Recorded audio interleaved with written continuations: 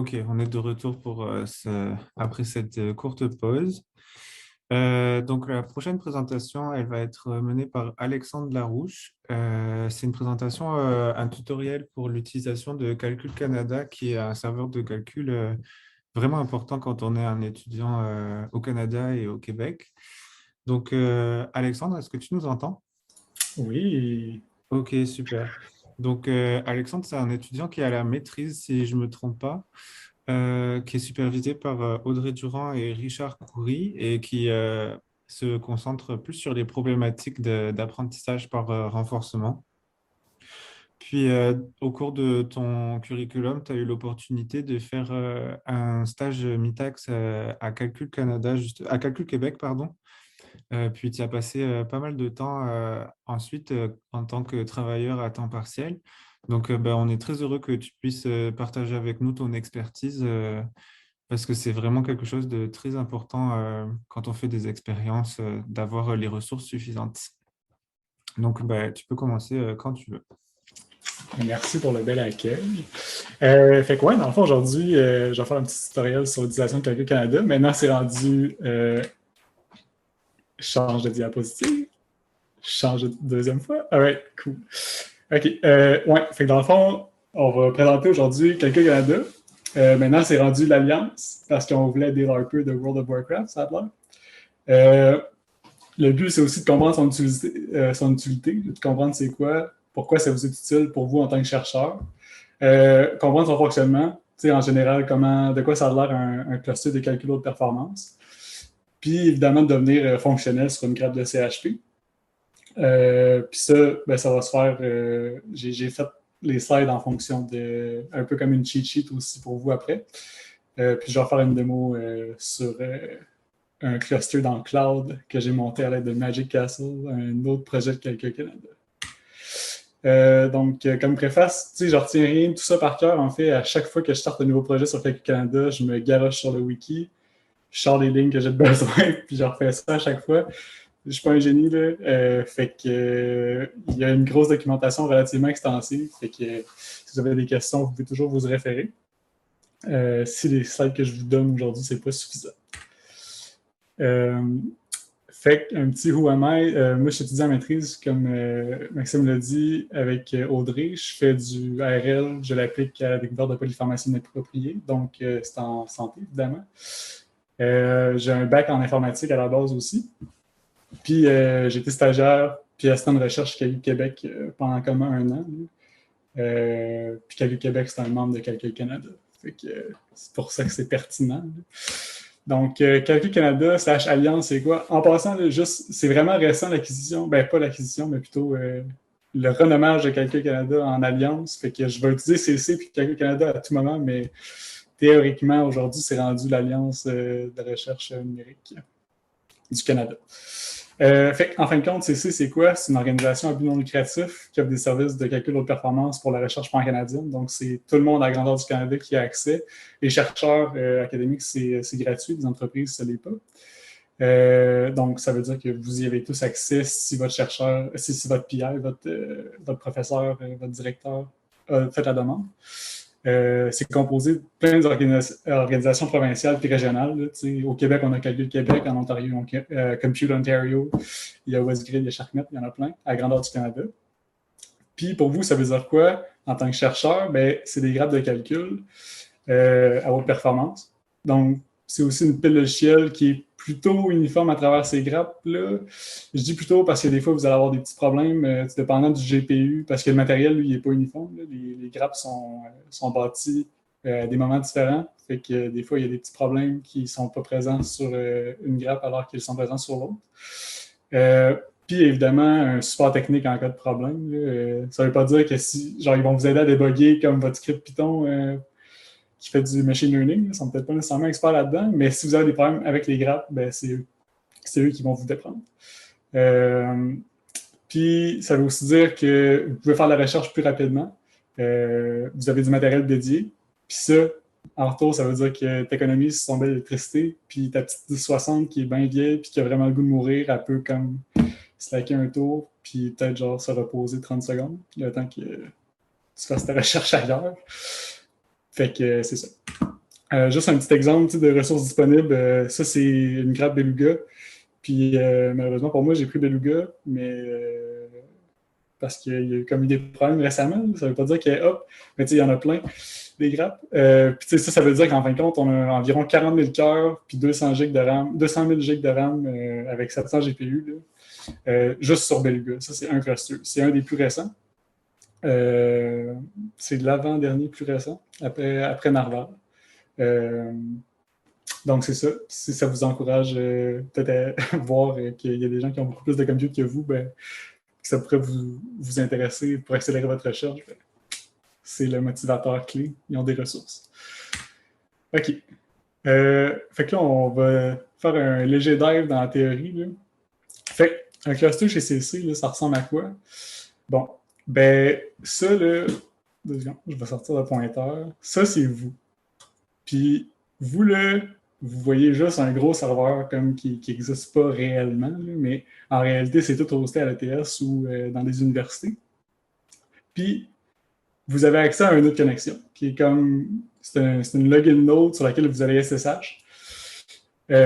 Après ça, le cluster, lui, il y a un autre calcul en arrière qui, lui, possède tout le matériel dédié qui est vraiment à haute performance, en mettant les GPU, les CPU, puis la RAM.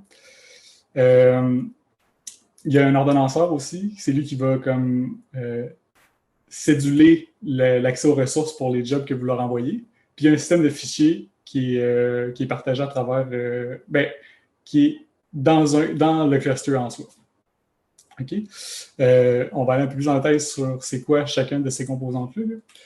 Donc, en fin de compte, le nœud de connexion, c'est le point d'entrée du cluster. On va se connecter par SSH, donc ça va être SSH avec votre nom d'utilisateur @clustername.computecanada.ca la plupart du temps. Ce cluster-là, c'est vraiment, ce nœud-là, c'est vraiment important. Il n'est pas fait pour rouler vos programmes. Si je vous pogne en train de rouler un programme là-dessus, je vais vous taper ses mains, puis on ne sera pas vraiment amis, je n'invite pas à en faire. Parce que ça, là, ça ralentit tout le monde, puis tout le monde vous haït pendant que vous faites ça. En tout cas, moi, je vous aide. Puis, c'est une interface, en fin de compte, c'est juste une interface pour communiquer avec le reste de la grappe. Là. Ça va être ça va être ça. Là. C'est vraiment juste ça. Fait que là, il y a une couple de commandes. Ça, c'est plus pour la cheat sheet. C'est pas vraiment important que vous. Il n'y a pas d'examen là-dessus. Oui. Excuse-moi, Alex, tu veux bien répéter qu'est-ce que c'est qui ralentit les calculs et Oui. tout? Je ne suis pas sûr d'avoir bien compris. Dans le fond, la login node, elle n'a pas de ressources bien intensives pour faire du calcul. Pardon. Fait que, tu sais, faites pas genre Python, votre script, là, startez pas votre script sur la login node. Là. Jamais, jamais, jamais, parce que vous allez accaparer toutes les ressources de la login node, puis c'est là que tout le monde font l'interface avec les compute puis l'ordonnanceur. Fait que ça fait en sorte que les CPU sont dans le fond, puis quand les gens veulent envoyer des commandes à l'ordonnanceur auquel je vais venir plus tard, ben ça prend un temps fou parce que le CPU n'est pas prêt à répondre à ces queries-là. T'sais. Il est pris à faire votre job qui ne devrait pas être fait sur le nœud de connexion. Est-ce que c'est plus clair? Oui, du coup, en fait, la login node, c'est là où vraiment je m'identifie et tout. Puis ensuite, à partir de là, c'est là où on peut envoyer des jobs, etc. Exact, c'est Oh, ça. parfait, merci. Merci des questions. Peut-être que ça va clarifier pour tout le monde aussi. Je l'apprécie. Fait qu'en fin de compte, c'est ça. C'est juste une interface. Vous vous y connectez. C'est un peu comme un lobby. Là. Vous arrivez à l'hôtel, là. Vous voyez ça comme un lobby, puis vous n'avez pas une chambre là-dedans, vous ne faites pas vos affaires. Là. À moins que vous soyez un petit peu déjanté. Là. Je suppose que vous ne l'êtes pas dans le contexte du HPC. OK. Fait que ça, c'est les commandes. En fin de compte, là, pour une autre connexion, les commandes vraiment importantes, c'est SSH. SSH, c'est Secure Shell pour vous y connecter. C'est ce que je vous ai montré tantôt. Là, il y a les modules avail puis module load. Ça, c'est pas important pour vous tout de suite. Je vais y venir plus tard. C'est juste, encore une fois, c'est la structure cheat sheet de la chose. Il y a la commande virtualenv. Si vous êtes familier avec Python, puis vous avez déjà gossé avec des environnements virtuels, c'est la même chose. Puis évidemment, il y a les commandes visuelles de terminal. Si vous n'êtes pas encore familier, je vous recommande de faire des petites recherches Google. C'est vraiment utile. OK. Ensuite, il y a les nœuds de calcul. Les nœuds de calcul, c'est eux qui font comme le heavy lifting, là, vraiment, pour vos jobs. C'est eux qui vont rouler vos programmes. C'est eux qui doivent rouler vos programmes. C'est eux qui possèdent le hardware pour le calcul. Mais le caveat, c'est qu'ils n'ont aucun accès à Internet. Euh, oh, le lien, c'est-tu mes slides, c'est ça, Maxime? Ou c'est une question Oui, oui, dans non, un... c'est bien OK, ton slide. OK, good. Ouais, fait que là, le caveat, c'est qu'ils n'ont aucun accès à Internet. Puis, vous n'allez jamais y avoir directement accès. Il va falloir que vous passiez par l'ordonnanceur. Et là, j'y viens. L'ordonnanceur, c'est Slurm. Slurm comme le personnage dans Futurama. Puis, la manière que vous allez interfacer avec Slurm, c'est avec des commandes de terminal. On va y venir. C'est lui qui va décider quel job va rouler où selon les ressources demandées ou disponibles. Il faut voir une job, en fait, j'utilise le terme job depuis tantôt. Là. Une job, en fin de compte, c'est juste un wrapper autour de votre script Python. C'est ça. C'est lui qui va décider où est-ce que ça roule, quand, selon les ressources qui sont demandées, puis c'est là qui sont disponibles. Parce qu'évidemment, si c'est de la recherche au niveau pan-canadien, vous n'êtes pas les seuls à vouloir avoir du compute. Fait que c'est ça. Les commandes importantes, c'est l'aspect cheat sheet encore, pas d'examen là-dessus, c'est SQ, SBatch, SALOC, puis CEF. Vous avez remarqué que toutes les commandes commencent par S pour Slurm, puis ils font à peu près tout ce qu'ils disent après ça dans le postfix. Je vais faire une démo tantôt, ça va devenir plus clair. Ensuite, il y a la dernière composante, c'était les systèmes de fichiers. Donc, sur les grappes de Compute Canada, il y a 5 systèmes de fichiers. Il y a Projects. Projects, il va servir à stocker vos données à plus long terme, à partager les données à l'intérieur de votre projet. Il va servir à... il va être partagé par votre projet,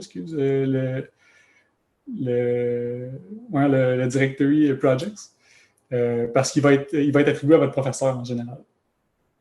C'est surtout pour des données statiques, par exemple des résultats d'XP que vous voulez conserver longtemps, puis que vous voulez peut-être partager avec des collègues. C'est là qu'ils vont se trouver. C'est là que vous devez les sauvegarder, en fait. Ensuite, il y a le file system Scratch. Scratch, dans le fond, il est fait pour faire beaucoup de I.O. Du read-write en masse. Là. C'est vraiment lui qui a les performances pour faire ça sans ralentir. Sauf que le caveat avec Scratch, c'est que tout ce qui est plus vieux que 60 jours, si c'est passé le 15e du mois, mais en général, vous pouvez dire qu'environ 60 jours, vous allez vous faire purger toutes vos données qui sont sur Scratch si vos données sont plus vieilles que 60 jours. Donc, c'est fait pour l'écriture en masse, puis surtout pour des données temporaires. Si vous voulez sortir des données, si vous avez maintenant des données d'expérience, vous envoyez ça sur Scratch, je vous que dans 60 jours, vous ne les envoyez plus jamais. Par exemple, vous pourriez sauvegarder des checkpoints, parce qu'il y a des checkpoints, vous allez en faire en masse. Après ça, peut-être juste de sauvegarder vos checkpoints dans Projects pour les garder plus tard. Si ça vous intéresse de faire ça. Si vous ne sauvegardez pas juste le modèle final, ce que probablement vous ne faites pas. Ensuite, il y a le Home. Le Home, c'est évidemment, c'est comme la structure Linux de base, ou pour les Unix Systems, là, en fait. C'est vraiment votre gateway pour se rendre à Projects ou à Scratch. C'est vraiment pas fait pour stocker de l'information, sauf un peu de code, des fichiers de configuration, des trucs vraiment légers, puisque vous n'avez pas beaucoup d'espace dans Home directement. C'est une partie en part qui est faite vraiment pour le bare minimum. Ensuite, il y a Nearline, peut-être que vous n'allez jamais interfacer avec Nearline, mais je le mets là juste au cas. C'est pour des données statiques, qui ne sont pas utilisées ou qui sont stockées comme pour des mois, qui sont un peu comme dormantes. C'est du stockage vraiment long terme. Ça existe. Si vous trouvez une utilité pour ça, je suis fier de vous. Moi, je n'ai pas trouvé encore. Puis finalement, un autre le dernier file system qui est vraiment important, c'est vraiment le Slurm TempDir, qui est tout simplement un stockage rapide qui est temporaire, qui lui se trouve directement sur le nœud de calcul. Fait que si vous voulez, par exemple, copier des petits fichiers qui sont utilisés par vos scripts qui vont avoir un accès fréquent, genre un dataset qui n'est pas trop immense, c'est vraiment la place pour le mettre. Aussitôt que la job va se terminer, ce dossier-là, il va cesser d'exister, puis votre data va juste cesser d'exister aussi. Puis pour, dans le fond, envoyer vos données dans le nœud de calcul, vous allez le faire à travers le script de lancement que je vais vous montrer plus tard. J'ai-tu oublié quelque chose par rapport à ça? Je pense pas. C'est ça. Puis en fait, ce qui est intéressant avec le TempDir de Slurm, c'est que le volume disponible à tout moment dépend parce que c'est partagé sur un nœud de calcul. Fait que s'il y a des gens qui l'accaparent énormément, peut-être que vous n'allez pas avoir un espace constant à chaque fois. Ça arrive rarement que vous manquez de place à cause de ça, mais je le dis quand même. Bon, pour les file systems, les commandes importantes, c'est tout simplement Disk Usage Report qui va vous montrer la quantité d'espace que vous avez dans chaque partition importante pour vous, auquel vous avez accès en ce moment. Fait que vous remarquez que SlamTenDir n'est pas là parce qu'il n'est pas sur le login. Vous voyez que votre home, en fait, il y a juste 46 GB, c'est vraiment minime, alors que Scratch est 18 TB disponible juste pour vous. Fait que c'est énorme. Votre projet, vous avez à peu près 10 TB. Quand même bien, en général. Si vous voulez plus d'informations, il y a évidemment la page wiki à cet effet-là que je laisse dans les diapos. OK. Fait que là, j'ai comme un peu bourré la tête avec ça, là, avec l'aspect plus back-end de Compute Canada. Concrètement, là, pour vous, ça ressemble à quoi le workflow d'utiliser Calcul Canada? En fin de compte, ça se fait en comme 4 grosses étapes. Là. Vous allez premièrement envoyer votre code puis vos fichiers sur le supercalculateur avec idéalement Git. Sinon, vous pouvez utiliser SFTP ou Globus. Globus, c'est comme un FTP, mais high-end avec de la maximisation de la bande passante. Il y a une page wiki pour ça, je ne l'explique pas aujourd'hui. Mais c'est super simple, il y a comme une interface graphique. Ensuite, pour vous, c'est de faire votre environnement virtuel avec la commande virtualenv, installer vos packages avec pip, le workflow habituel quand vous startez un projet. Après ça, vous allez tout simplement vérifier que tout roule bien dans une allocation interactive. Pour faire ça, vous allez rouler la commande salloc avec le compte de votre professeur. Donc, c'est le projet, en fait, de votre professeur, qui va souvent être genre, mettons, def- moi, c'est Adurand, parce que c'est Audrey Durand. Ensuite, vous allez demander vos ressources que vous voulez. Si vous voulez des GPU, c'est Grace GPU1. Vous allez demander le nombre de CPU que vous voulez, le nombre de mémoire, puis le temps que vous pensez rouler. C'est une allocation dynamique. Vous allez avoir accès directement à la Compute Node à partir de l'ordonnanceur. Donc, vous n'allez pas demander plus que, ce que j'espère, plus que 15 minutes. De toute façon, c'est juste pour tester que votre script, il start. Votre script, il start, il roule, puis qu'il ne plante pas. Donc, c'est ça. Ensuite, si ça marche, si votre script il roule, il n'y a pas de problème, vous allez faire un script bash que vous allez donner à Slurm pour rouler en non interactif. Donc, lui, il va vraiment prendre le script, faire rouler votre script Python sur les nodes de calcul. Puis vous allez comme un peu fire and forget. Là. Vous allez l'oublier, puis il va vous dire quand il a fini. Il y a comme un petit side note ici. La manière la plus efficace de faire vos environnements virtuels, c'est directement dans le script bash ici, que je vais vous montrer à la slide suivante.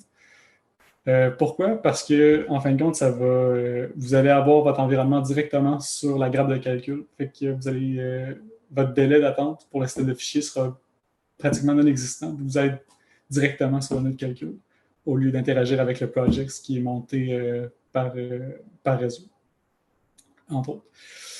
Donc, c'est pas mal ça. Une fois que vous l'avez envoyé vous l'avez batché pour que votre job roule, vous allez vérifier que tout se passe bien avec SQ, qui va montrer tous les jobs que vous avez qui roulent en ce moment. OK. Un exemple de script pour batcher, ça ressemble à ça. C'est un script bash. OK. Puis dans le fond, vous allez déclarer... non, lui, il ne déclare même pas le projet, c'est ça. OK. Vous allez déclarer c'est quoi votre projet. Donc, mettons def-adurant. Vous allez déclarer la quantité de mémoire que vous voulez. Vous pouvez le faire sur une base par CPU ou bien par genre entier en total.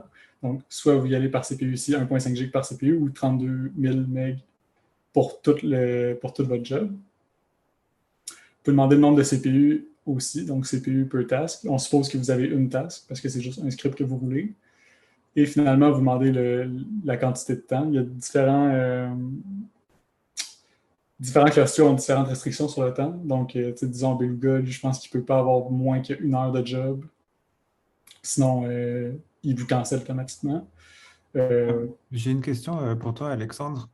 Si, par exemple, tu veux lancer un calcul, puis en fait, tu te trompes sur la quantité de mémoire que tu as demandé ou le temps que tu as demandé. Tu as raison, je ne l'ai pas inclus.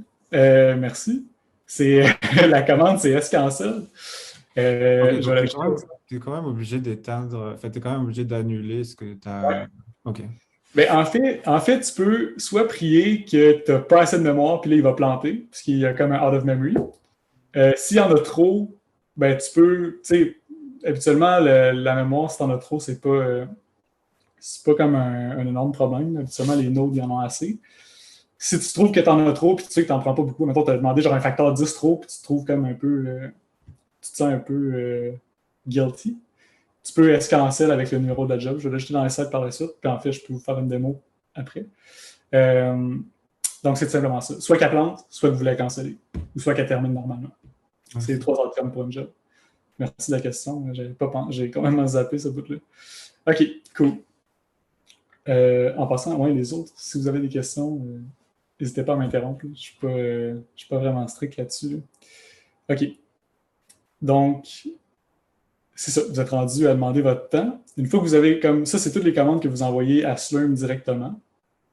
Ensuite, vous devez loader le module Python parce que sinon, c'est comme un loading dynamique parce que sinon, vous loaderiez toute la stack logicielle de CC tout le temps, ce qui est vraiment pas idéal.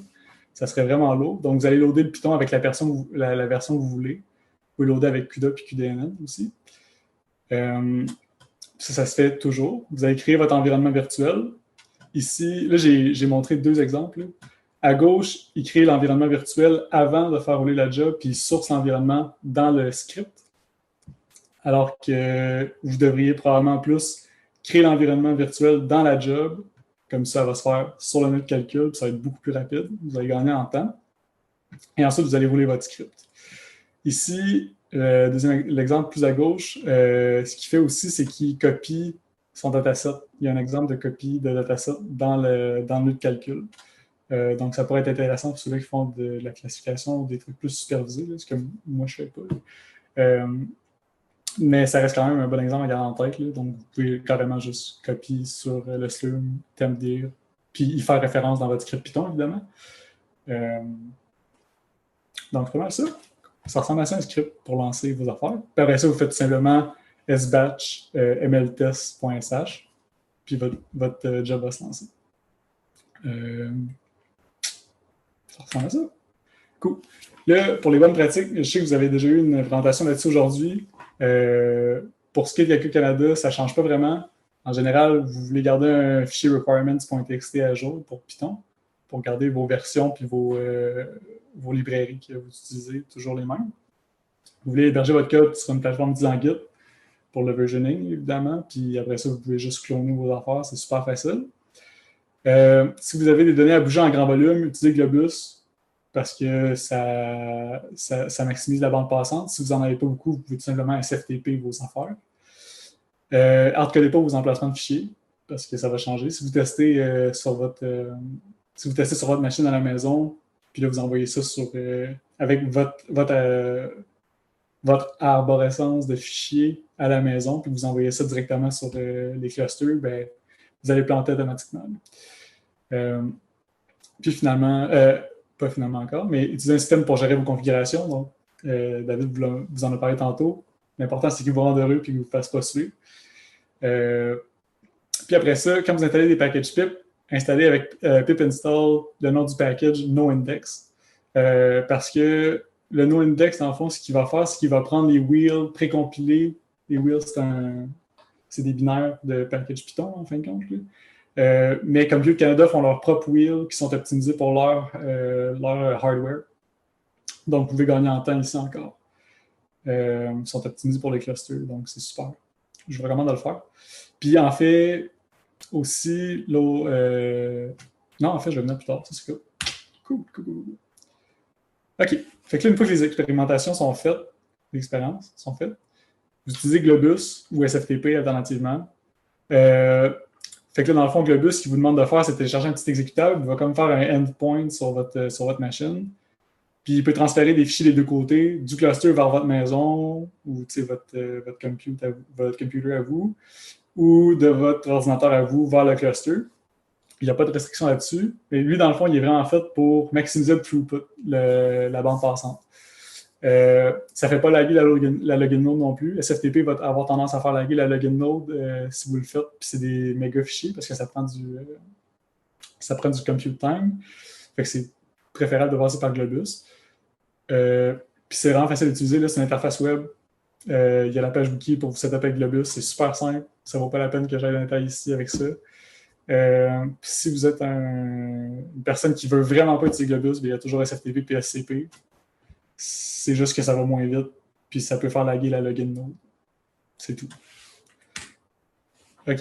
Là, il y a des sujets peut-être un petit peu plus avancés. Je les mentionne juste d'un coup que ça vous arrive, puis que vous ayez comme les slides comme ressources. Là. Notamment, il y a le concept de job arrays que vous pourriez demander à Slurm de lancer comme grand N job sur des nœuds de calcul avec des ressources dédiées. Ça, c'est vraiment cool pour, par exemple, lancer plusieurs configurations en même temps sur des clusters. C'est pas mal ça le use case en général pour des gens en IA. Ensuite, il y a la notion de priorité. Dans le fond, Slurm, ce qui est important de comprendre, c'est qu'il y a plusieurs fils de priorité qui sont divisés selon le temps de calcul demandé. Ces fils-là dépendent du cluster. Par exemple, Beluga et Narval, tu peux aller jusqu'à 7 jours à demander. Il y en a qui C2 et plus grand, tu peux aller jusqu'à 28 jours. Alors que Niagara, qui en est un autre cluster, tu peux aller jusqu'à 24 heures seulement. Mais en gros, l'important, c'est de comprendre que tu peux demander jusqu'à 3 heures, 12 heures, 1 jour, 3 jours, 7 jours, 28 jours. Mais si vous pensez rouler 8 heures, mais vous n'avez pas de pénalité à aller chercher 12 heures. Fait que si vous pensez, vous essayez vraiment genre, de maximiser votre temps, votre job pour dire hey, je veux vraiment avoir le plus bas temps possible, mais si tu penses rouler 8 heures puis tu penses bleed out un peu, là, de genre 1 minute, puis tu as peur de te faire canceller, demande un 12 heures, puis c'est pas grave, tu n'auras pas de pénalité sur ta priorité. Dans le fond, un autre aspect important à comprendre avec les priorités, c'est que les files qui sont plus petites, donc, admettons, 3 heures, va être inclus dans les plus grandes. Okay? Fait que, si tu demandes 3 heures de job, ben, tu rentres automatiquement dans un fil 3 heures, 12 heures, 1 jour, 3 jours, 7 jours, 28 jours. Fait que tu as plus d'opportunités de rouler tes jobs. Fait que, autrement dit, c'est 2 jobs identiques, mais une qui demande moins de temps va avoir plus de chances toujours de se faire rouler. Puis la priorité qui n'est pas basée sur le temps demandé, mais le temps d'utilisation, est calculé inversement proportionnellement à votre utilisation. Fait que ça m'attend, moi, qui roule des jobs comme un fou depuis comme 1 an, à 500 jobs par semaine des fois, j'ai comme une priorité assez horrible. Fait que j'attends quand même pas mal quand je veux rouler. Mais ça fait partie de la game. Là. Si vous êtes curieux et vous voulez voir votre priorité, vous pouvez faire cette commande-là qui est S-Share avec le nom de votre professeur. Puis les CPU et les GPU sont divisés ici avec votre nom de user sur le cluster.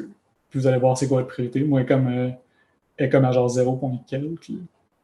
Est-ce que de ton expérience vraiment sur le terrain, tu as ressenti des variations de niveau? Enfin, tu sais que vraiment, il y a des périodes où vraiment les clusters sont vraiment très demandés et du coup, toutes les jobs finissent par être mis en retard.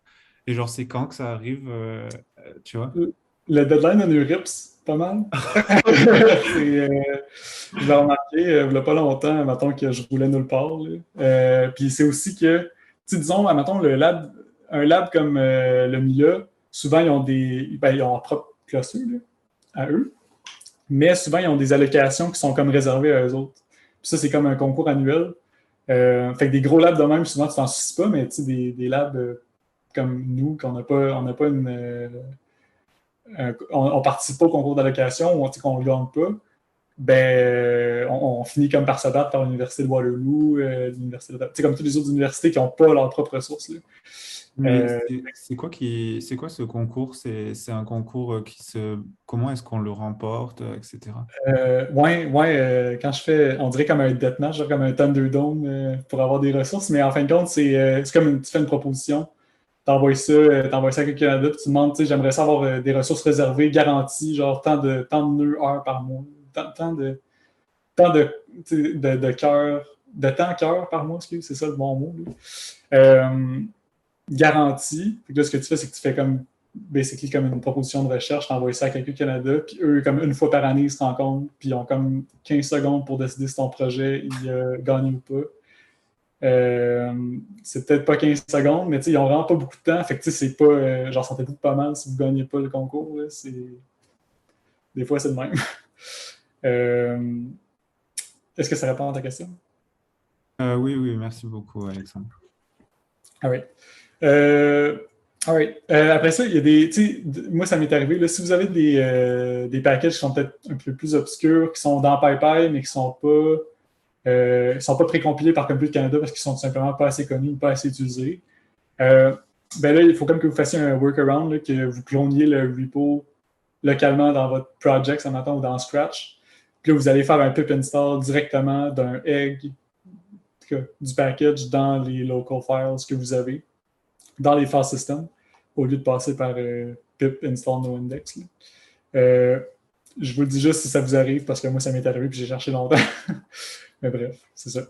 Puis aussi, si vous voulez une liste des packages qui sont available pour Python sur les clusters, il y a comme toute la liste, puis ça est séparé par version Python. Puis vous faites un contrôle F là-dedans si vous avez des questions, vous demandez.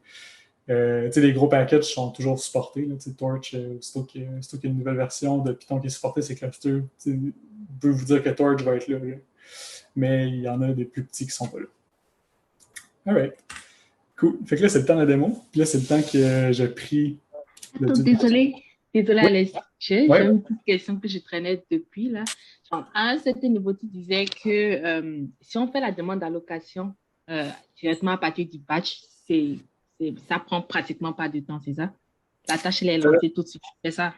Ben, dans le fond, c'est ça. Ça dépend de la priorité, du nombre de personnes qui demandent les ressources, puis de votre priorité aussi personnelle. Okay. C'est ces trois aspects-là. Là. En fin de compte, si tu demandes 28 jours, tu es comme dans la pire file pour faire rouler des affaires là, en partant. OK.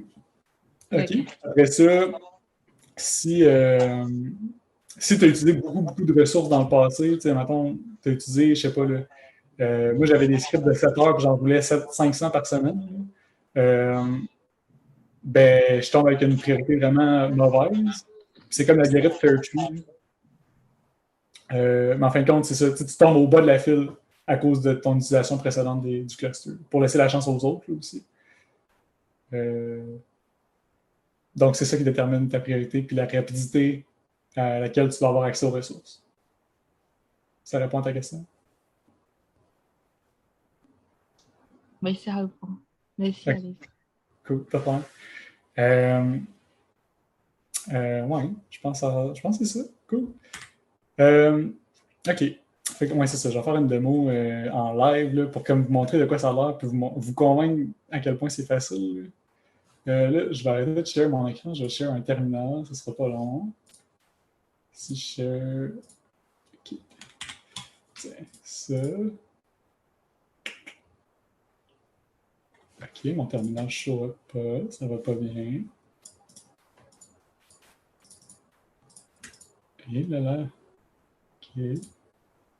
Alright, je vais partager mon écran complet. Alright. Fait que là, tu sais, disons, là, je suis comme sur une VM, sur WSL, là. OK. Fait que là, disons que je vais SSH sur user001 dans l'instance cloud que j'ai faite. On voit pas ton écran, Alexandre. Vous voyez pas mon écran? Ah, zut. Zoom a décidé de faire ça. OK. Si je share ce terminal-là, est-ce que tu le vois? Non. OK, ça va pas bien. C'est Zoom qui me met des bâtons dans les roues. OK, je vais essayer ça.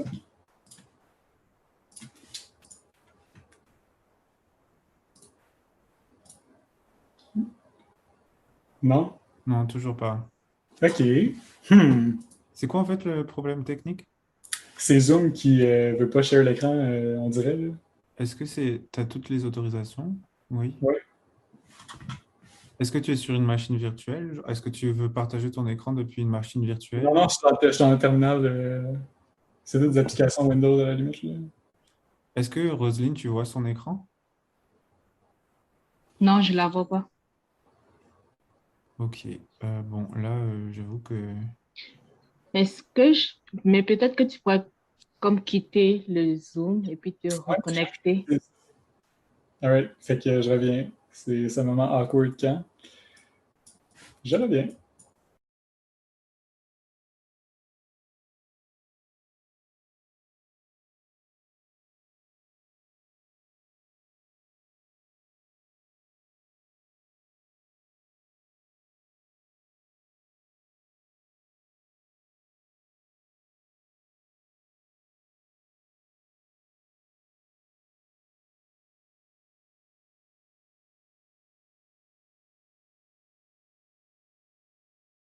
Je suis de retour. On va espérer que ça marche. Si je fais ça, là, ça marche. Parfait. C'est parfait, ouais. C'est correct. C'est bon, là, ça me rassure. Alright. Fait que dans le fond, ce que je vais faire, c'est que je vais me connecter à SSH, par SSH au user 001 dans l'instance que j'ai faite. C'est vraiment des dummies. OK. Fait que dans le fond, bootcamp.calculquebec.cloud, c'est l'instance que j'ai générée dans le cloud avec Magic Castle. Pas important pour vous de savoir, c'est juste un bon name job parce que c'est un cool projet que j'adore. User 001, dans le fond, c'est mon identifiant à moi. Et il va me demander un mot de passe que je me rappellerai par cœur, puis là, je fais copy-paste, ça sera pas long. Alright. Donc là, je suis connecté. Puis là, on voit que j'ai Projects puis Scratch. Ça, c'est l'arborescence de base dans un classeur de Calcul Canada. Si je vais dans Scratch, ben, il ne va rien avoir. Si je vais dans Projects, on va voir que j'ai mon def sponsor 00. Votre sponsor, dans le fond, ça va être le nom de votre professeur, probablement. Donc, c'est comme le nom de votre projet. Vous allez céder dans def sponsor. Vous allez voir, il y a 100 utilisateurs. Ça représente tous les étudiants dans votre projet spécifiquement. Donc, en fin de compte, moi, je suis user 001. En passant, vous n'avez pas accès aux users des autres. Mais vous avez accès aux vôtres. Fait que c'est toujours intéressant. Bon, fait que là, ensuite, ce que vous allez faire, c'est que si on suit l'étape que j'ai donnée tantôt, là, vous êtes rendu dans votre projet. Vous allez git clone votre repo. Heureusement, j'ai fait un git clone. J'ai fait un repo à l'avance. On va faire git clone mon repo. Alright. J'ai le tutoriel CC qui est là avec toute mon arborescence puis mon projet que je voulais, avec même le bash script que je vais vous montrer. Bon. Ensuite, on va module load Python 3.8 parce que moi, je vais dans 3.8. Fait que là, à partir de maintenant... Oh, ah oui, je pourrais. Merci. Là, c'est le moment où je me rends compte que les applications Windows pour le terminal, je les déteste. Ce ne sera pas long. Là-dessus.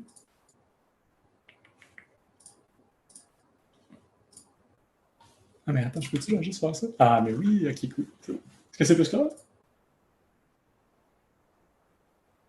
Ah, ok, vous m'avez même dit comment. Là, c'est bon? C'est suffisamment grand pour vous? Oui, oui, c'est parfait. Merci beaucoup, Ok, Alex. cool. C'est bon. Alright, cool. Puis dans le fond, vous avez Python, vous pouvez checker la version. Alright, cool. Donc, juste, du coup, quand tu veux charger une job comme ça, est-ce qu'il y a déjà la configuration de Python? Je ne suis pas sûr. Là, tu es en train d'installer Ouais. Python ou c'est déjà... Non, dans le fond, ok, cool. Ouais, dans le fond, tantôt j'avais montré Avail Python. Si on veut savoir c'est quoi les modules qui sont disponibles pour Python, dans le fond, c'est qu'eux, ils ont plusieurs binaires Python qui sont disponibles. Puis c'est comme, il faut que tu les prennes sous forme de modules. Là. Puis là, c'est parce que la raison pour laquelle je ne l'ai pas roulé Avail, c'est parce que je sais qu'il est vraiment lent. Là. Parce qu'ils, dans le fond, eux autres, ils ont comme une banque, ils ont une stack logicielle au complet qui est précompilée, puis disponible pour tous les utilisateurs. Puis le but, c'est que pas tous les utilisateurs aient la stack logicielle en même temps, tout le temps, parce que ça devient vraiment lourd. Là. Fait qu'en fin de compte, pour avoir accès à Python, si j'avais pas loadé Python, j'aurais fait la commande Python, puis il n'y aurait rien reconnu. T'sais. Fait que là, dans le fond, tout ce que j'ai fait, c'est que j'ai fait le module load Python pour avoir accès à Python. Puis j'ai dit, prends-moi la version 3.8, mais il y a plusieurs autres versions, mais tu ne l'as pas installé, tu l'as juste chargé dans ton environnement. C'est un peu comme un environnement virtuel, en fin de compte. Ok, ok. Tu peux le voir comme ça. Merci. Ça fait tout sens? Ouais. Ton micro est muté, Maxime. Je sais pas si... Non, non, c'est bon, ça va. Merci. OK, cool, c'est beau, c'est que j'ai aucun feedback.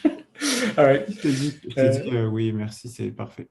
OK, parfait. Good. Là, je vais canceller la verbe Python parce que, dans le fond, je run sur Arbutus, qui est comme les instances cloud de Compute Canada, puis c'est pas le matériel le plus dernier écrit, là, fait que ça peut être long.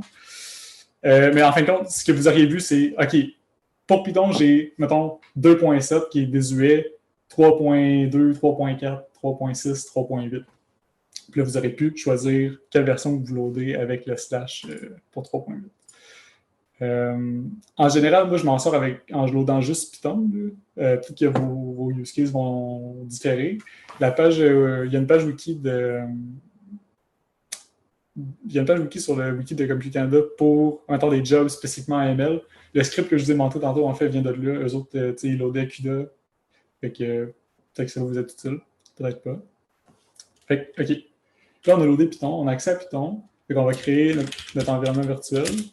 On va l'appeler, je ne sais pas, TestVM. Fait que là, on a fait notre environnement virtuel. Fait que là, ce qu'on ferait, c'est qu'on sourcerait, on ferait un source, testm bin activate. J'ai dit ça une erreur, testvm. Fait que là, vous sorceriez ça.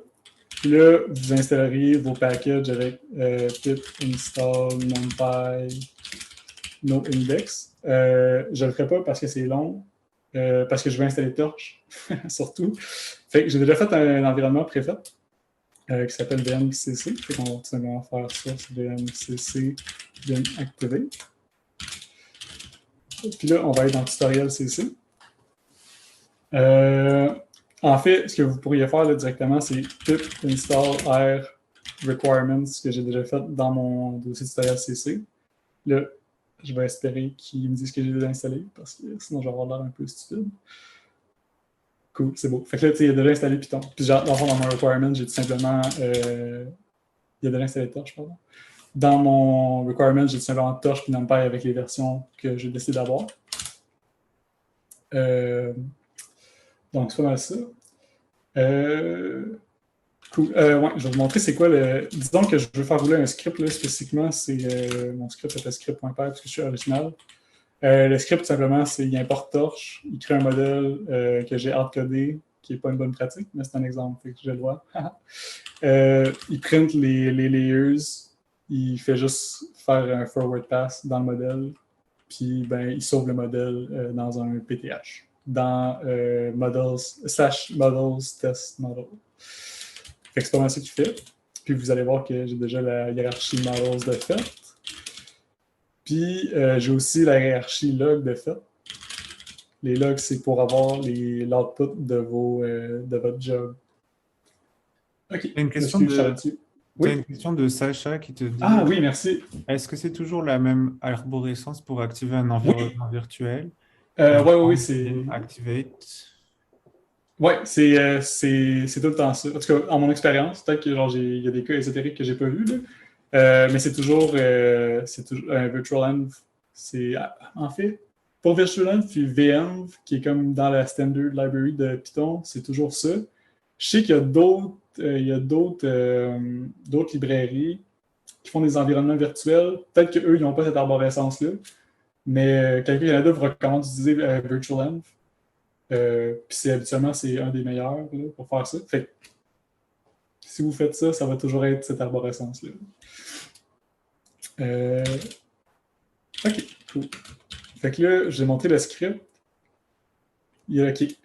Là, ce qu'il me reste à faire, excusez, je suis dans la liste pour pas avoir l'air stupide. OK, ouais. Fait que là, on va faire un SLOC pour tester la job, comme j'avais dit tantôt. Puis là, je vais copier cette commande parce que c'est pas vrai que je vais me rappeler ça par cœur comme un champion. Et dans le fond, ce que je fais, c'est que je demande une allocation dynamique avec SLOC. Je fais cette allocation dynamique-là avec def sponsor 00. Dans votre cas, ça va être le nom de votre professeur, de votre directeur ou directrice. Après ça, vous allez demander le nombre de CPU que vous voulez par tâche. J'ai pas vu beaucoup de cas qui avaient besoin de plus de tasks, mais en fin de compte, un task, c'est l'équivalent d'un script, d'un programme qui roule. Fait que si vous voulez juste un programme, vous avez une tâche. vous mettez la quantité de mémoire que vous voulez. Là, je mets juste 2 GB parce que je pense que la node est restreinte à 3 GB. Puis, je demande 1 heure de temps, qui est beaucoup trop, mais c'est pas grave. Je suis tout ça sur le cluster. Bon, cool. Fait que là, je suis rentré avec l'environnement virtuel dans la node. Fait que là, si je fais Python, je fais import torch, en théorie, je ne devrais pas avoir d'erreur. Mais ça va être long parce que j'ai pas de torch.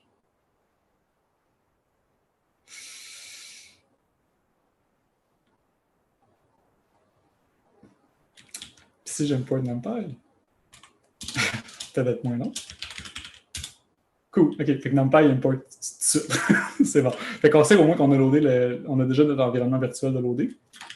Fait que... Cool. Alright. Fait que là, dans le fond, on est dans la node de calcul, dans notre calcul, puis on a déjà notre arborescence qui a été copiée pour nous. OK? Ben, notre arborescence, dans le fond, notre projet. En fait, là, on a déjà l'environnement virtuel de loader. Tout ce qu'on va faire, c'est qu'on va tester notre script en faisant python script.py.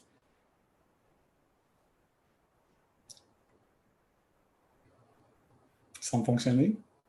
J'ai dû être j'étais un bon religieux avec le dieu des démos jusqu'à maintenant. Puis dans le fond, si on va dans modèle, on va voir que notre modèle a déjà été sauvegardé. Fantastique. Alright. Fait que là, on peut faire exit pour sortir ou CTRL-D. Fait que là, dans le fond, ce que ça fait, c'est que ça va annuler l'allocation dynamique. On va redonner les ressources aux autres chercheurs.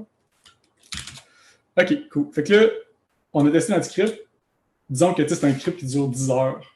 Ben, on ne va pas rester dans une allocation dynamique pendant 10 heures à genre, observer notre terminal, là, à devoir maintenir la connexion. Ça serait un peu... ben, vous pouvez, là, mais je ne pense pas que c'est la meilleure utilisation de votre temps. Bon, fait que là, qu'est-ce qu'on fait? C'est qu'on va se faire un script bash pour wrapper notre job, notre script qu'on veut rouler, notre script Python qu'on veut rouler. Fait que, à cet effet, j'ai fait le batch script.sh. Fait qu'on voit du shebang en haut que c'est un script vraiment bash. J'ai mis les options de Slurm dedans. Fait que j'ai demandé de rouler avec le projet, le compte def sponsor 00, qui est votre projet. J'ai demandé 2 GB de mémoire. Là, ça, c'est quelque chose que je ne vous ai pas montré, mais qui est super utile. Ces 2 lignes-là, ils permettent d'envoyer un courriel lorsque soit votre job elle termine, soit lorsqu'elle fail. Puis, en parenthèse, j'ai aussi, dans le commentaire, j'ai les autres alternatives que vous pouvez avoir. Fait que, vous pouvez avoir un courriel quand la job elle commence. Si vous êtes vraiment... si vous voulez vraiment polluer votre boîte de courriel, c'est la bonne chose à faire. Vous pouvez l'avoir quand elle fail, vous pouvez l'avoir quand elle termine, vous pouvez l'avoir dans tous les cas de figure, qu'est-ce qui arrive à votre job, il va vous le dire en courriel. Puis tout simplement, vous allez mettre votre adresse courriel ici. C'est vraiment nice pour comme pas avoir besoin d'aller sur le cluster à chaque jour, checker si votre job est fini et combien de temps il reste. Là. Il va vous envoyer un courriel quand c'est terminé. Il y a un serveur mail sur les clusters. OK. Ensuite, vous demandez une tâche parce que vous avez tout simplement un script Python dedans. Vous demandez un CPU par tâche ou 10 si vous voulez faire du multiprocessing, c'est pas un problème. Puis là, ici, vous allez définir votre output. Votre output, dans le fond, c'est que Slurm, quand il roule votre job, tout votre output, qui en même temps vos prints, ils vont être envoyés dans le null, sinon. Fait que ça lui dit, hey, envoie-moi tout le output de mon programme, mais là, dans Slurm, job, là, en fin de compte, ça, c'est le numéro de votre job, .log. Puis je lui ai dit de le mettre dans le dossier log, ce que j'ai précréé à l'avance. Donc, c'est pas mal ça pour les options Slurm. Fait qu'après ça, tout simplement, en script, je fais juste loader le module Python. J'ai dit la version, évidemment. Fait que là, moi, j'ai pris 3.8. J'ai dit, crée-moi un environnement virtuel sans download dans le Slurm TMPDIR que je vous ai montré tantôt, qui lui, se trouve être le fichier temporaire, le dossier temporaire de Slurm qui se trouve directement sur la compute node, qui va arrêter d'exister après votre job, là, fait que sauvegardez rien là. J'ai dit de nommer l'environnement env. Il va sourcer cet environnement-là, puis il va commencer à installer ses packages après avoir updaté pip dans cet environnement virtuel-là. Ici, j'ai laissé l'exemple de tout à l'heure quand je vous disais quand vous n'avez pas de wheel précompilé, il faut que vous fassiez un truc comme ça, parce que vous faites un pip install -e sur le repo ou en tout cas sur le package en code source pas compilé. que vous voulez utiliser. Fait que c'est pas mal ça. Puis à la fin de tout ça, tout ce que vous faites, c'est que vous startez votre script Python avec python script.py. C'est pas mal ça pour le script. C'est pas très compliqué. Vous pouvez évidemment complexifier la chose, le mettre à votre sauce comme vous voulez. Ça dépend de ce que vous voulez faire, mais pour un workflow normal, moi, c'est ce que j'utilise. Évidemment, c'est un script bash. Fait que, vous pouvez le faire interagir avec un script bash autre qui envoie des arguments ou peu importe. C'est pas très sorcier. OK. Cool. Fait que là, le script bash est fait. Fait que là, ce qu'on va faire, c'est qu'on va faire sbatch notre script. Puis là, il va dire « Ah, j'ai envoyé la job 16. » On fait SQ, on check. Ben oui, la job 16, elle roule. Puis c'est mon user qui la roule. Ça, c'est le nom du script que j'ai envoyé, le wrapper, pour le script Python. Il roule sur une seule node, puis le nom de la node, c'est node 1. Ça n'a pas vraiment d'importance pour vous, mais souvent, c'est que s'il est en attente de ressources, il va vous expliquer comme « Ah, il manque des ressources » ou il y a des nodes qui sont down, peu importe. Donc, c'est pas mal ça. Puis là, disons, on fait SQ, notre job est terminé de rouler. Fait que là, on va dans Models. Models, il va avoir notre model.pth. Si on va dans Log, il va avoir notre slurm 16.log. Puis si on check le log, bien, il va avoir tout l'output de notre programme, incluant l'installation des packages via PyPy. Fait que c'est pas mal ça. Ah, si vous voulez avoir, c'est vrai, si vous voulez avoir l'efficience CPU et mémoire de votre job, mettons, après le fait, vous pouvez toujours faire Ceph-J avec le numéro de votre job. Ah, bon. Ok, ça veut dire que c'est pas Ceph, c'est exact qui prend J, c'est pas grave. Ça, on fait juste Ceph 16, il prend job LE 16, puis il check, ok, en termes d'efficience CPU, 69% de mon temps, je l'ai passé à avoir mon CPU à côté. En fait, j'ai fait 69% de mon CPU en temps total. Puis finalement, j'ai utilisé juste 12 MB de mémoire, puis j'en ai demandé 2 GB, fait que j'ai 0,61% de mémoire qui a été utilisé à son pic.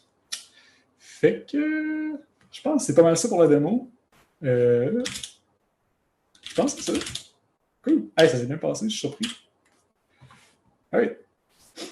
Fait que là, si je retourne à ma présentation. OK. Pas long. Il m'en restait pas long, inquiétez-vous pas. Je sais qu'il s'en vient tard. Pour ça, j'ai mis plein de couleurs dans mon affaire parce que je me suis dit, je vais peut-être leur péter les rétines, puis ils vont peut-être être attentifs. C'est-tu la bonne affaire, ça? Ah oui, cool. Vous voyez mon écran? Ou c'est encore un buggy? Oui, c'est encore buggé. Ok, ben j'en reviens, ça sera pas long.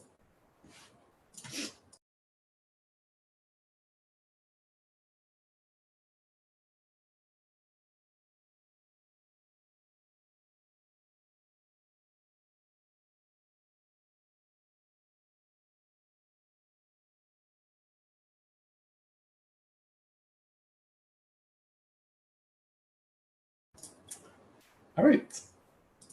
Là, je vais repartir de mon écran encore. Je vous promets que ça achève. C'est la bonne. Non, ça c'est la present view. Ça aussi. OK. Alright, cool. Fait que là, on va passer. Bon, OK. Fait que là, c'est beau, je vous ai montré, puis j'espère vous avoir convaincu. En fin de compte, pour avoir accès à Calculanda, après ça, qu'est-ce qu'il faut faire? Bien, il faut avoir un Principal Investigator. Ça, tout simplement, c'est votre directeur de maîtrise ou de doc, le professeur qui vous est attitré, en fin de compte, qui doit faire une demande de compte chez Calculanda. Après ça, vous pouvez faire la vôtre puis avoir accès. Mais il faut qu'il vous sponsor, il faut qu'il vous parraine, en fait. C'est ça la dynamique. Une fois que c'est fait, on peut prendre une couple d'heures avant que le compte soit créé, c'est cluster, parce que ça passe par le... Pas besoin d'entendre ces détails-là. Quand c'est fait, vous avez accès à tout. Puis après ça, alternativement, si ça ne vous tente pas de jouer sur les clusters directement de Calcul Canada, vous pouvez toujours utiliser la pile CC dans le cloud avec Magic Castle, qui est ce que j'ai utilisé aujourd'hui. C'est le lien GitHub. C'est développé à l'Université Laval par Félix-Antoine Fortin dans notre université. Fait que c'est quand même cool. Fait que c'est ça. Cool. Fait que pour un petit recap, c'est la dernière slide. Ça en vient tard. Merci de votre attention jusqu'à maintenant. Compute Canada, c'est beaucoup de compute avec une software stack plutôt uniforme. Le pipeline, c'est tout simplement on SSH dans le cluster, on git clone notre repo. où on envoie nos fichiers là d'une manière qui nous plaît. On va faire un SLOC pour tester notre script avec une location dynamique. Évidemment, on a créé son environnement virtuel, j'ai supposé ça. On va faire un script pour batcher la job. Fait qu'on va faire notre environnement virtuel dans le script directement pour être plus efficient en temps en sauvant de l'accès au système de fichiers. On va S-batch le script. Puis après ça, quand c'est tout terminé, on va transférer nos résultats sur notre machine via SFTP, Globus, SCP, idéalement Globus. Puis si vous avez besoin de faire du I.O., ça c'est très important. Là. Si vous avez besoin de faire beaucoup d'I.O., faites ça sur le Scratch. Si vous avez des checkpoints à faire, là, des écritures fréquentes de gros fichiers, là, faites ça toujours sur le Scratch. Mais rappelez-vous que c'est un stockage à court terme de à peu près 60 jours. Sinon, vous pouvez mettre ça dans le project, c'est bien correct. C'est pas mal ça. S'il y a des questions, c'est le temps de les poser avant que je parte. Pour toujours.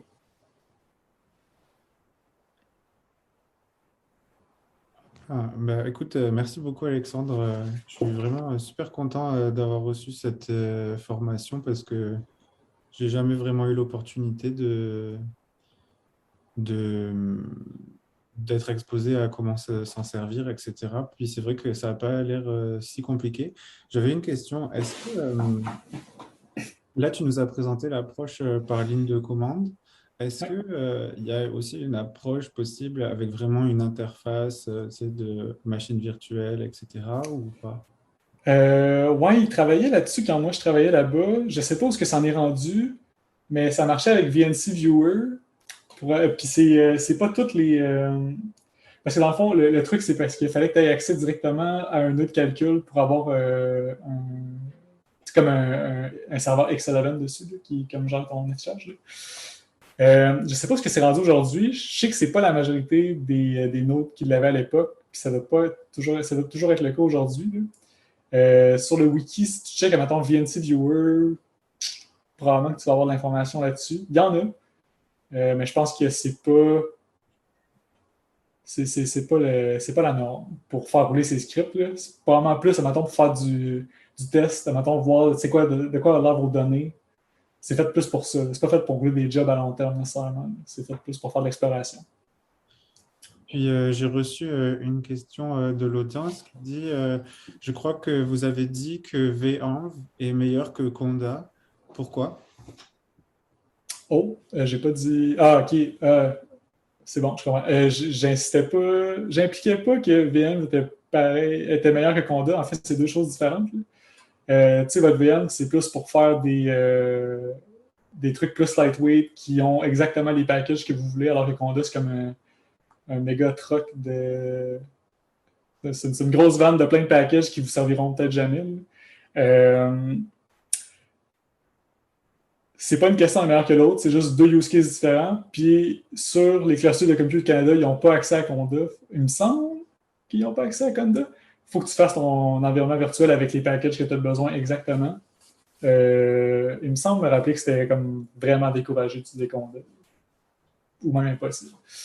C'est ça. Est-ce que ça répond à la question? Je pense que oui. Je n'ai pas de feedback.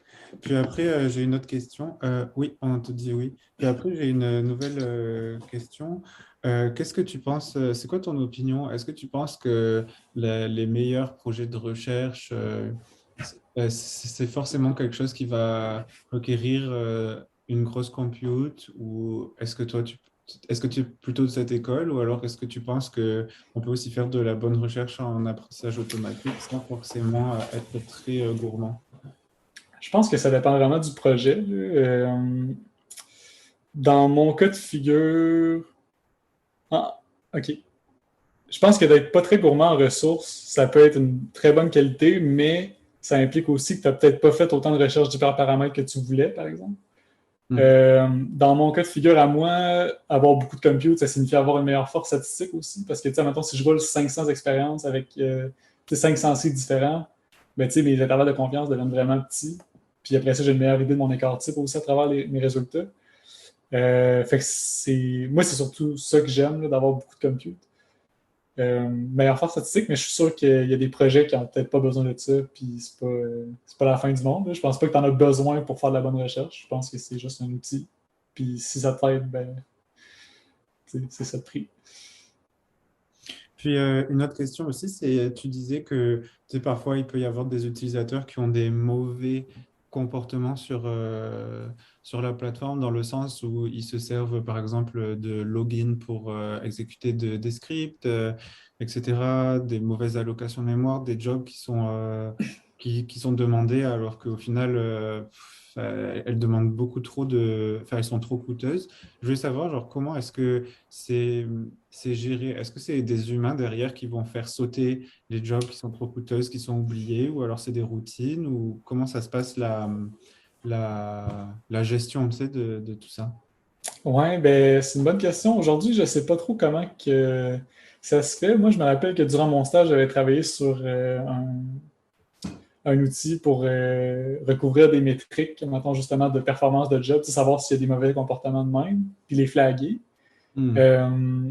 Je sais que ça continue de travailler là-dessus, surtout sur Beluga. Beluga a des outils que les autres clusters n'ont pas. Parce que quelqu'un de Québec, je pense, sont peut-être un petit peu plus avant-gardistes là-dessus. Je sais qu'Ontario aussi, il faisait des bonnes affaires. Mais je pense que c'est. Il y a une grosse partie qu'on se fait à la bonne volonté des chercheurs, genre, de comme faire, tu sais, prenez ce qui est. Soyez genre adéquatement formés, puis faites pas de conneries. Est-ce qu'ils sont toujours comme corrects? Probablement pas. Là. Pour ce qui est de flaguer directement, aujourd'hui, je te dirais, j'en ai aucune idée. Je sais pas c'est quoi leurs outils aujourd'hui pour le faire. Ok. Mais Ben, souvent, excuse-moi, admettons, peut-être pour semi-répondre à ton affaire, ça prend pas un sorcier pour voir que la login est vraiment lente, par exemple, puis tout le monde a accès à la commande top. Fait que si tu mhm. fais comme un script en malade, ben peut-être que la personne qui s'occupe du cluster va pas le voir, mais moi je vais le voir puis je vais comme le dire. Parce que comme ça serait le fun de pouvoir travailler. Je suis une snitch. Mais ouais. Ok, bah écoute, merci beaucoup Alexandre, c'était vraiment super intéressant. Puis je pense que du coup on va être bon pour aujourd'hui. Tous les présentateurs ont pu délivrer leur présentation, donc on peut se donner rendez-vous demain pour la suite avec des présentations plus thématiques. Voilà. Roselyne, est-ce que tu as quelque chose à ajouter? Oh non, c'était super ta présentation, Alexandre. Je me rappelle, j'ai été flaguée une fois ainsi. Si C'est j'ai bon. fait une mauvaise demande d'allocation, puis j'ai reçu le courrier du genre, faut utiliser toutes les ressources. Non, Non, mais mais tu sais, oui, c'est ça, ça arrive. Là. Je pense que c'est pas. Un chercheur qui fait un faux pas de même, c'est comme, faut pas que tu te dises comme, ah, mais c'est un crosseur, peu importe, là, c'est juste, ça arrive.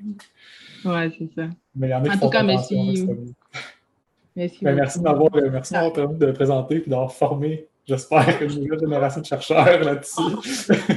Maintenant, tu vas recevoir plein d'emails de tout Ouais, c'est ça. en informatique. Tu vois le Slack blow up tantôt. Là.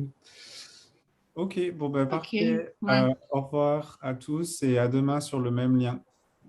Bye.